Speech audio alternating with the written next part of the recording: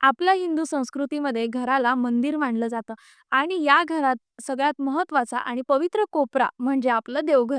देवघर नेमकं कसं असावं, ते कोणत्या दिशेला असावं, त्यात कुठल्या देवांची मांडणी कशा पद्धतीने असावी, देवघरासंबंधित सगळ्या प्रश्नांची उत्तरं आपण देवघर आणि देवाला या सीरीजमधून जाणून घेणार आहोत. या सीरीजचा आजचा आपला एपिसोड आहे पहिला आणि आपण आजच्या व्हिडिओमध्ये पाहणार आहोत हिंदू धर्मानुसार देवघर कसं असावं. व्हिडिओ शेवटपर्यंत नक्की पहा, तुम्हाला तुमच्या सगळ्या प्रश्नांची उत्तरं मिळतील. देवघर म्हणजे नेमकं काय? तर देवघर म्हणजे फक्त देवांच्या मूर्ती ठेवण्याची जागा नाही. देवघर हे एक ऊर्जा केंद्र आहे. म्हणजेच काय तर एनर्जी सेंटर आहे आपल्या घरातलं. ज्याप्रमाणे आपल्याला जगण्यासाठी अन्नाची गरज असते, त्याचप्रमाणे आपल्या मनाला आणि घराला एक सकारात्मक ऊर्जेची गरज असते. देवघर ही अशी जागा आहे जिथे आपण ईश्वराशी जोडले जातो आणि घरात देवघर असल्यामुळे घरात शांतता, प्रसन्नता आणि सात्विकता निर्माण होते. घरात देवघर का असावं? बऱ्याचदा लोक विचारतात, की देव तर सगळीकडे आहेत, मग एक ठराविक जागा का? नंबर 1 एकाग्रता. आता शाळा, कॉलेजांमध्ये, कमर्शियल स्पेसेसमध्ये, ऑफिसेसमध्ये डोक्याचा ताण कमी होण्यासाठी आणि आपलं डोकं आणि मन एकाग्र करण्यासाठी मेडिटेशन सेंटर ठिकठिकाणी निघालेले आहेत. त्याच पद्धतीने घरात पूजापाठासाठी आणि ध्यानासाठी एक विशिष्ट जागा लागते, आपलं मन एकाग्र व्हावं म्हणून. त्यासाठी आपल्याला घरात देवघर हवं असतं. दुसरी गोष्ट नकारात्मकता दूर करण्यासाठी. आता रोजच्या धकाधकीच्या जीवनामध्ये आपण डोक्यात बऱ्याच पद्धतीने विचार करत असतो, अगदी छोट्या-छोट्या गोष्टींवर. तर त्याच्यामुळे काय होतं, एक ताण निर्माण होतो आणि तो ताण दूर करण्यासाठी आपल्याला घरात देवघर हवं असतं. तर घरात जर देवघर असलं, तर त्याच्या सात्विक लहरींमुळे घरातील नकारात्मकता आणि तणाव हा जो आहे तो दूर होतो. तिसरी गोष्ट संस्कार. तर आपण घरात नित्य नियमाने देवघर असेल तर देवपूजा करतो आणि त्याच्यामुळे स्तोत्र मंत्रांचं पठण घरात होत असतं. तर त्या स्तोत्र मंत्रांच्या पठणामुळे घरात मुलांवर एक विशिष्ट प्रकारचे संस्कार रुजू होतात आणि आपल्या हिंदू संस्कृतीची ओळख मुलांना होते. देवघर घरात का असावं ते तर आपण पाहिलं. आता देवघर कसं असावं आपण जाणून घेऊया. सगळ्यात महत्त्वाची गोष्ट जिथे कुठे आपलं देवघर घराच्या कोपऱ्यामध्ये आहे, ती देवघराची जागा अगदी स्वच्छ आणि नीटनेटकी असावी.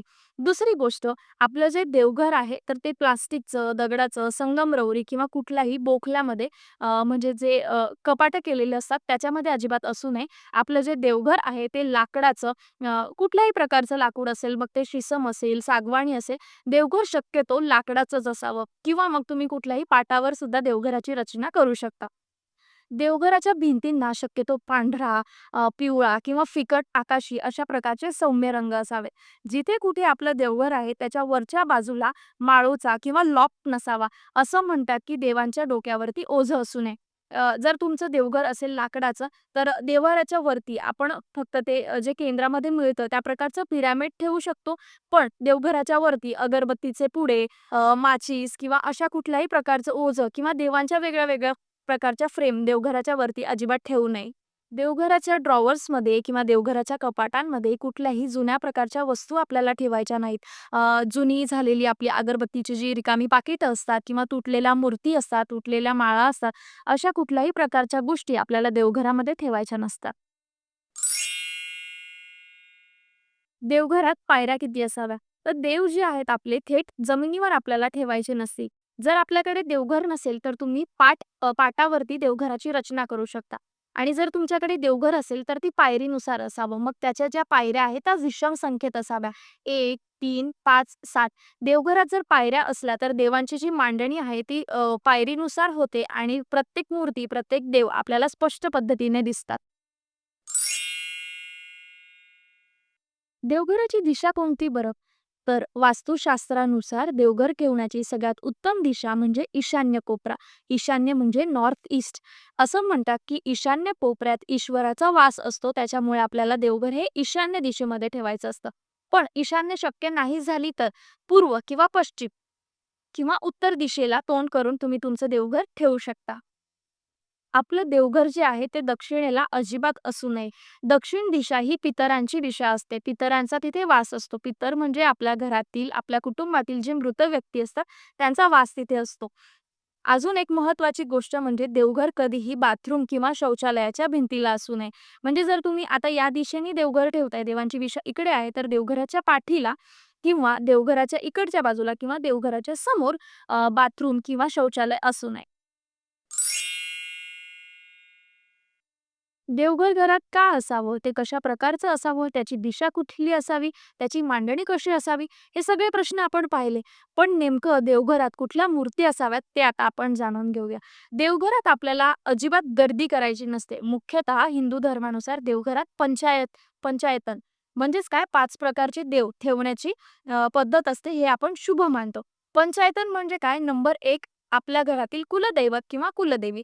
सगळ्यात पहिल्या पायरीवर आपल्याला कुलदैवत आणि कुलदेवीची स्थापना करायची असते, जी आपल्या कुळाची देवी असते. दुसरी गणपती बाप्पा. गणपती म्हणजे काय? आपल्या घरात शुभ कार्याची सुरुवात जे करत असतात ते गणपती बाप्पा. तिसरं अन्नपूर्णा माता. आपल्या घरात कधीही अन्नाची कमतरता भासू नये म्हणून आपण अन्नपूर्णा मातांची मूर्ती स्थापित करत असतो.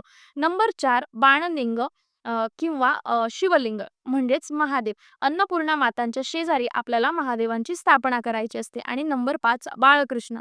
आपलं घर हे गोकुळासारखं आनंदी असावं त्यासाठी आपण बाळकृष्णांची स्थापना करतो. आणि सगळ्यात शेवटचं आणि 6 जे कुठले तुमचे आदिष्ट दैवत असतील, तुमचे गुरु असतील, त्यांची स्थापना तुम्ही कुलदेवतेच्या शेजारी पहिल्या पायरीवरती करायची असते. सगळ्यात महत्त्वाची गोष्ट आपल्या देवघरात एकाच देवाच्या एकापेक्षा जास्त मूर्ती किंवा फोटो असू नये. म्हणजेच काय जर तुम्ही आता गणपती बाप्पा देवघरात स्थापन मूर्ती स्वरूपात केले असतील, तर आणखी अजून एक मूर्ती किंवा आणखी एक फोटो असं असू नये. जर तुम्ही कुठलाही देव स्थापन करत असाल, तर त्यांची फोटो किंवा मूर्ती ही एकच असावी. देवघर हे घराचं हृदय असतं. देवांची नियमित देवपूजा केल्याने आपल्या घरात सुख, शांती आणि समृद्धी येते. आजचा व्हिडिओ कसा वाटला मला हे कमेंटमध्ये कळवायला विसरू नका. देवघर आणि देव्हारा या सीरीजचे बरेच भाग आपल्या चॅनलवरती येणार आहेत, त्यामुळे चॅनलला सबस्क्राईब करायला विसरू नका.